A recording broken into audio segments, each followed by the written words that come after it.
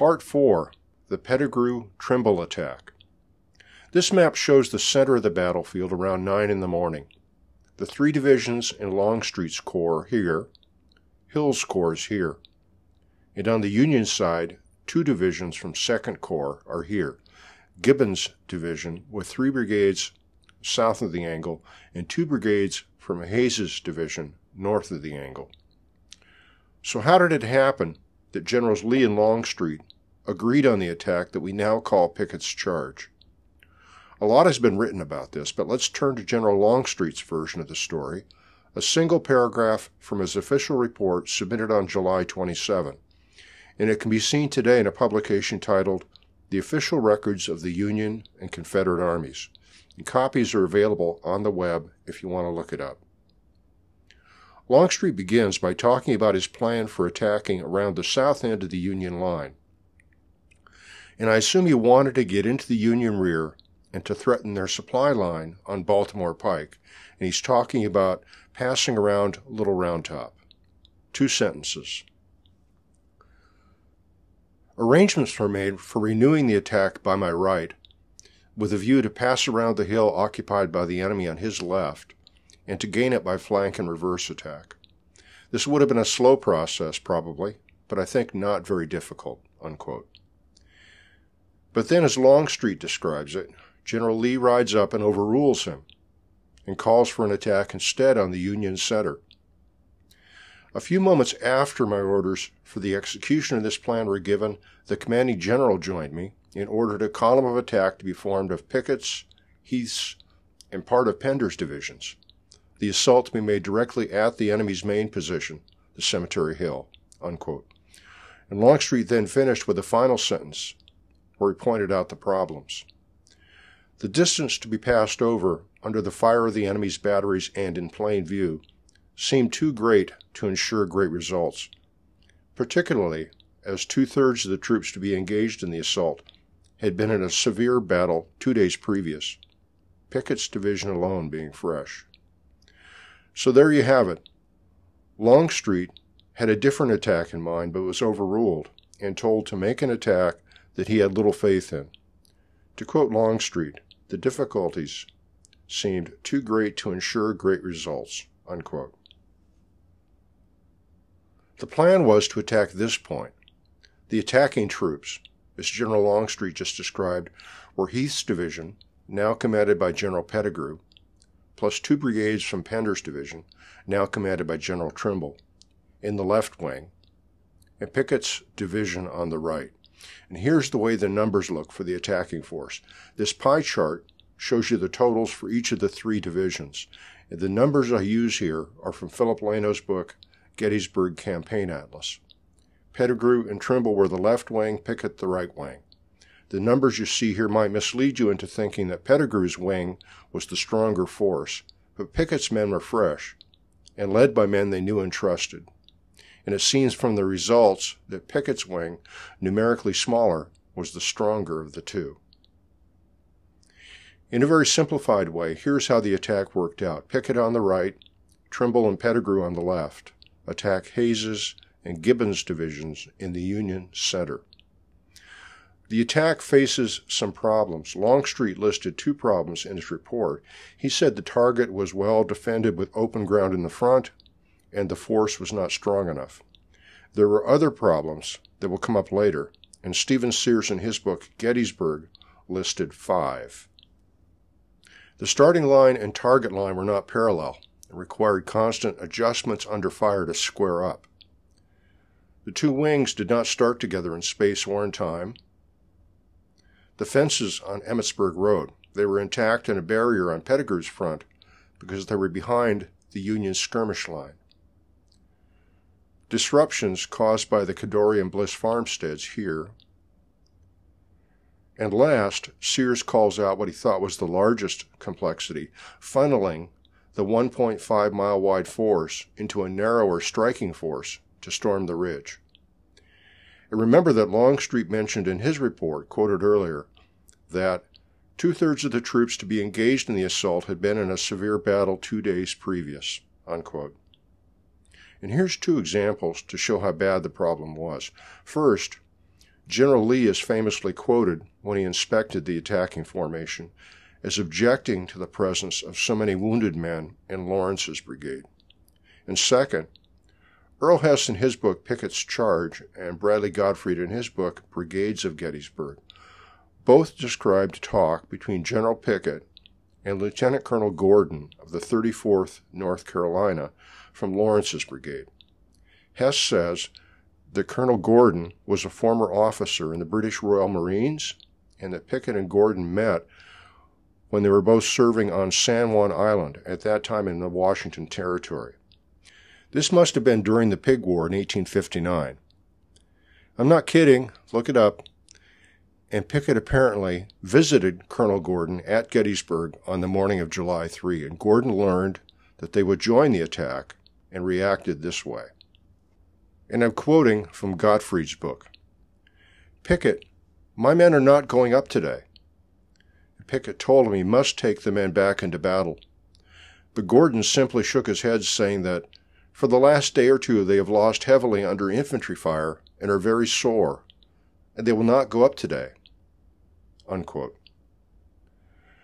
Regardless, Gordon added a personal promise to go as far with you as any other man, if only for old acquaintance' sake. Unquote. So how were units picked for the left wing? Some writers suggest it was simply because of where they were found on the battlefield that morning. Here's a map showing the 9 a.m. locations of the 6 brigades picked for the left wing of the attack. In the rear here, see the 2 brigades from Pender's division that were handed over to General Trimble for the attack, Lawrence's and Lane's brigades. And it looks to me like the front line and the supporting line for the attack are sitting right there. The only real change needed is to shift Lawrence and Lane to the south. Fresh units were available, but maybe because they were in the front line here and already engaged in skirmishing with Union infantry, the decision was it was too hard to swap units. So there were lots of problems, and as we saw just a moment ago, the commander, General Longstreet, does not want to make the attack. So let's start with the animation. Around noon, Lane and Lawrence's brigades moved south toward their positions for the attack. My map has the attack starting at 3 p.m. And shortly before 3 p.m., the attack units moved forward to their starting positions. And see Pickett's division starting their attack here. And maybe Pettigrew's division started a few minutes after Pickett's division. Pettigrew's 4 brigades are highlighted in red. Trimble's division followed Pettigrew. Trimble's 2 brigades are highlighted in green. The Union troops on Cemetery Ridge saw the Confederate infantry come out of the trees. The rebel infantry line was more than a mile long from north to south. A minute or two after they started moving forward, the Union artillery opened fire. Most of the fire against Pettigrew's wing came from Osborne's guns on Cemetery Hill, but there was also some fire from McGilvery and Rittenhouse's guns to the south. Notice that Marshall and Fry start on time.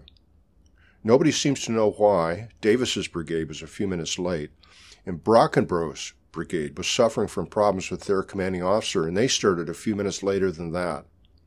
And this is a problem because Brockenbrough's brigade should guard the attack's left flank. In their absence, the job falls to Davis's brigade. And then notice this unit out west of Emmitsburg Road. This icon is Union troops who are left on picket duty forward of the Union main line. The core of the group is the 8th Ohio, but there are troops from other regiments that will join them. And those Union troops will be a problem, and Brockenbrough on the left flank is headed their way. Brockenbrough managed to pass through Thomas's Confederate brigade and was approaching the Bliss Farm. As described by Earl Hess, the 8th Ohio's commander, Lieutenant Colonel Sawyer, could see through the artillery smoke and the trees on the Bliss Farm that a large enemy force was approaching on his left, and he could see a smaller detached force was on his front, headed straight for him. And the smaller force in his front was Brockenbrough's brigade. Colonel Sawyer ordered his regiment forward to the fence line, and they opened fire when Brockenbrough was 100 yards away. The Confederate brigade broke and fled in confusion. And Stephen Sears wrote that perhaps half of the brigade did not stop running until they reached Seminary Ridge. quoting from Sears, "In virtually the blink of an eye, the left flank brigade of the grand charge was driven from the field." Unquote. With Brockenborough gone, Davis's brigade was now the brigade on the left flank, and they were taking the brunt of the artillery fire. Earl Hess described the problems Davis's brigade had before they reached the Bliss farm. According to Hess, the brigade started late and was actually running when they crossed Seminary Ridge, trying to catch up to Marshall's brigade. They did catch up, but were out of alignment by then, and Davis had to stop the brigade to restore order. Hess was unsympathetic to Davis's troubles and wrote, "This neophyte commander had not yet learned how to handle this powerful brigade, whose men were eager to participate in the assault." Unquote. General Pettigrew paused the division when they were east of the Bliss farm to dress their lines.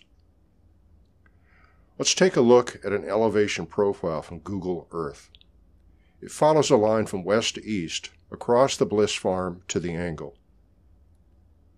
Here's the profile, and see Seminary Ridge, the Bliss farm, Emmitsburg Road, the angle, and modern Hancock Avenue. And notice the dip between the Bliss farm and Emmitsburg Road. That spot would have been somewhat protected from artillery fire, and it was past an obstacle that disrupted their approach, so maybe it was a good spot to pause and reorganize. On the Union side, the infantry in both Hayes's and Gibbon's divisions were told to hold their fire until the enemy reached Emmitsburg Road. Earl Hess quoted a lieutenant with an artillery battery. "They mean business. You notice how few of their officers are mounted? They're going to try and break our center. I think it is their last effort." Unquote. General Hayes rode on horseback back and forth in front of the Union line, and Earl Hess quotes him as yelling, "They're coming, boys. We must whip them, and you men with buck and ball, don't fire until they get to that fence." Unquote. The Union artillery was delivering an oblique fire across the face of Pettigrew's 3 remaining brigades. With each step forward, the range to the guns dropped and the enfilading angle increased, and both of those are bad things. And what is enfilading fire? Here's a piece of art from a U.S. Army document showing an infantry regiment formed up in line of battle. Forward is this way, down. Direct fire is like this. Enfilade fire is like this, from the side. Enfilade fire causes a lot more casualties because more men are standing in the path that a round follows, passing through the formation. So with Osborne's guns to the north and McGilvery's guns to the south, as Pettigrew's infantry made progress toward the east, it was more and more a straight bowling alley shot for the Union artillery. Once past the Bliss farm, both Marshall and Davis's brigades slanted to the south because of the artillery fire from Cemetery Hill and from the infantry on their flank. Many of the men from Davis's and Marshall's brigades do not go past the Bliss buildings. Both General Pickett on the right and General Longstreet, in command of the attack, saw problems with Pettigrew's left. Longstreet sent 2 messengers warning the 2 division commanders, Pettigrew and Trimble, of the danger on their left, hoping that at least one would get through. One messenger's horse was shot from under him, but the man was still able to reach General Pettigrew on foot, and the second messenger couldn't find either Pettigrew or Trimble, and delivered the message to General Lane as he was nearing the road. Philip Lano wrote that the men in Lane's brigade could see Davis's brigade ahead of them, and that the tremendous fire from the artillery on Cemetery Hill and the infantry on the left caused Davis's men to start falling back. And Lano wrote that they crowded Lane's troops and had to be driven away at the point of the bayonet. General Pettigrew saw his left crumbling and sent a request back to General Trimble, commanding the supporting line, asking for help. Trimble agreed to do what he could and sent Lane's brigade forward to replace Davis's brigade. Remember these problems that Pettigrew's wing had with their unprotected flank. They'll be repeated with Pickett's division on the right. Hess writes that the Confederates reached Emmitsburg Road 15 or 20 minutes after the start of the attack, but I'm guessing it happened faster, more like 10 minutes. Davis's brigade might have arrived a minute or so before Marshall and Fry's brigades. Both Pettigrew's and Pickett's divisions probably arrived at about the same time. And Sears wrote that the road was a barrier and became a stopping point for many, and quoting, Pettigrew's troops would founder at the Emmitsburg Road, which proved to be, both literally and figuratively, a barricade to their further advance, unquote. Union commanders were probably now certain that the target of the attack was the Union center. General Meade called the 3rd Corps north to reinforce his center and shifted Shaler's brigade forward from Culp's Hill. Union commanders were also pushing fresh artillery into the line as the batteries already in place were shot up. General Hunt, commanding the Union Artillery Reserve, sent more of his artillery north, and some of McGilvery's artillery also hurried north, apparently on their own initiative. McGilvery's artillery probably continued firing at both the left and right wings, but the left wing was now somewhat sheltered from Osborne's guns because they were blocked by a shoulder of Cemetery Hill, about here. When the Confederates reached the road, Union infantry on the main line were ordered to open fire, and this was added to the fire coming from the 8th Ohio on the left. And the 8th Ohio was joined by others, prominently the 136th New York, and Hess reports that the total size of this party was now about 260 men. They pivoted left to fire south and opened fire into the flank of Davis's brigade. When Davis's brigade reached Emmitsburg Road, they were the brigade on Pettigrew's left flank, and the 8th Ohio and other troops on their left poured in the musketry. And Earl Hess wrote at this point, Davis's brigade broke and retreated from the road. Pettigrew's division now had 2 brigades left, Marshall and Fry, with a scattering of troops from Davis's brigade. The Confederates established a battle line at Emmitsburg Road and were able to deliver accurate counterfire into the Union infantry in their front. The leadership in Pettigrew's division was decimated. General Pettigrew himself was now on foot, wounded. Of Pettigrew's 4 brigade commanders, only Joe Davis remained in the fight. Of the other 3, Colonel Marshall had been killed, Colonel Fry was wounded and off the field, Colonel Brockenbrough was absent from the very start. All 4 of the regimental commanders and Marshall's brigade were down. Pettigrew's attack stalled at Emmitsburg Road, and Earl Hess summarized the situation at Emmitsburg Road this way. In many ways, the easiest part of the infantry assault was over by the time the Confederates reached Emmitsburg Road. Now they were to come under the concentrated fire of the Union foot soldiers, a far deadlier enemy than the guns, unquote. According to Hess, there was no organized regimental advance past the road. Hess wrote that only clumps of individuals came forward to test the Union position, unquote. And here is Hess's summary of how many men from Pettigrew's division went past Emmitsburg Road, broken down by brigade. 0 from Brockenbrough's brigade, 50 from Davis's brigade, 250 from Fry's brigade, and 700 from Marshall's brigade. So of 4,500 men at the start, Pettigrew put 1,000 into the ground between the road and the Federal line on Cemetery Ridge. Writers disagree about when some of these events actually happened. Was it early or late? For example, there's one incident described by both Earl Hess and by Bradley Gottfried. They agree on what happened, but not exactly when it happened.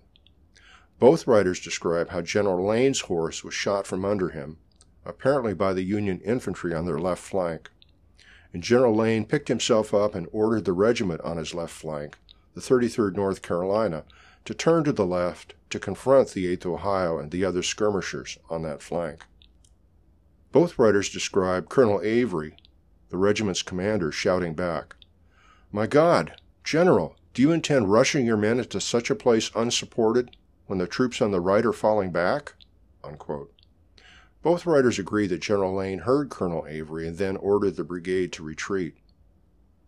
But Earl Hess writes that this happened before the brigade reached Emmitsburg Road, while Bradley Gottfried wrote that it happened near the Union lines after crossing Emmitsburg Road.